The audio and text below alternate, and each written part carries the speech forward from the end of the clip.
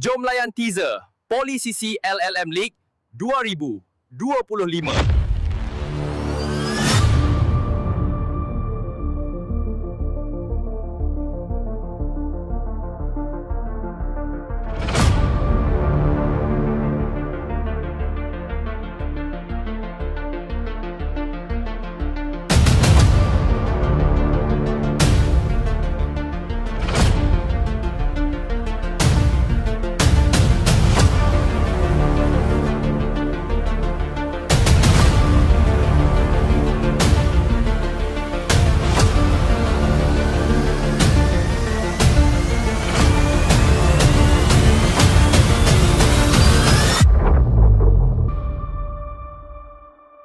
Pertandingan ini terbuka kepada pensyarah, staf dan pelajar Poli Sisi. Pertandingan terbahagi kepada dua. Pertama, pertandingan saringan secara atas talian dan kedua, pertandingan akhir secara bersemuka.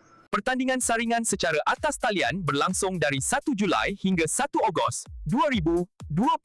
Pertandingan akhir Poli Sisi LLM 2025 akan dilaksanakan secara bersemuka pada minggu kedua bulan Ogos. Jangan lepaskan peluang untuk memenangi hadiah lumayan. Jom layari dan daftar di lol.cidos.edu.my.